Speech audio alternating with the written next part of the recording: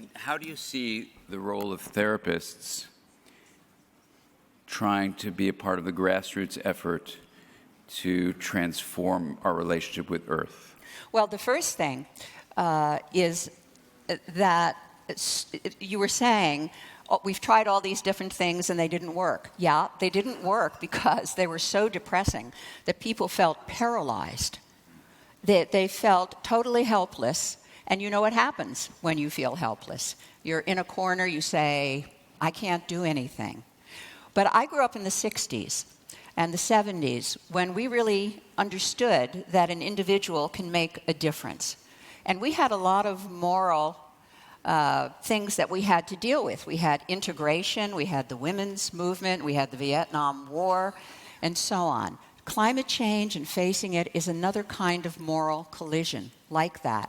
It's the kind that changes laws.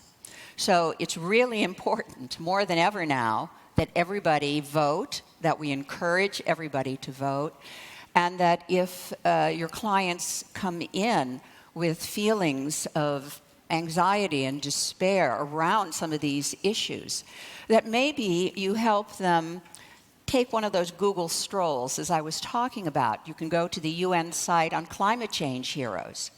That's very inspiring. It helps enormously to see what other normal people have discovered that they can do.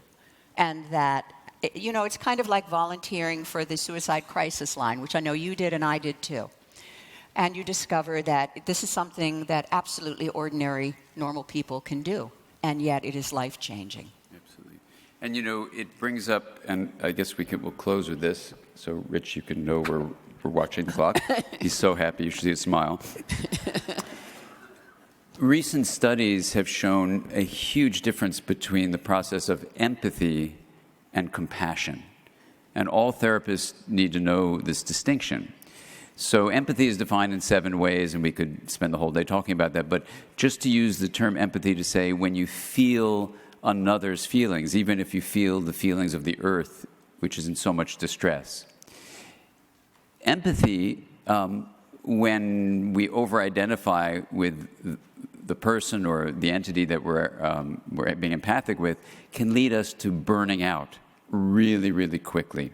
So a friend of mine's daughter, who's entering the mental health field, was burning out, and she came to talk to me. I said, what's going on? She goes, well, I'm empathic with the clients that I see. I said, what goes on with them? She goes, most of them are abused. And I go, then what do you do? And she goes, I think, what if I had been abused? And I said, well, and what's happening? She goes, well, I'm going to quit being a therapist. I said, well, do you know the difference between empathy and compassion? She didn't. I said, well, think about it this way. Number one, you can actually be understanding by going, I wonder what it was like for that person to be having that experience. That's number one. And studies clearly show with that difference with the brain studies, you don't flood and shut down the brain, the shutdown you're talking about. But the second thing is, if you look at studies of compassion, the difference between compassion and empathy is that empathy is feeling the feelings of another in whatever way you manifest that. Compassion is, yes, feeling the feelings of another, but you don't have to over-identify. You remain differentiated. That's number one. But the second part of compassion is you imagine inside of yourself a skillful way that you can actually reach out to help, even if the helping is just hearing and bearing witness. Yeah. But sometimes the helping is recycling, or sometimes the helping is actually lending a person a hand, or whatever you do. So in this sense, we should change our wording to empathy fatigue, whereas as far as we can tell, there's no such thing as compassion fatigue.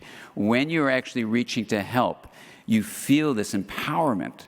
And I think with That's Diane's true. book and this incredible attitude that we can switch and not feel helpless, but realize there are small things we can do. And as therapists, starting with ourselves, even if we find a way, small as it may seem, person by person, to help people monitor what's going on with more stability, which you can do, and modulate toward integration, which you can do, then each day you'll feel a way where you're literally empowering our extended mind, our distributed mind that's living in all these different bodies, to make this world a kinder, more compassionate place, a place, in fact, where there's healing and hope.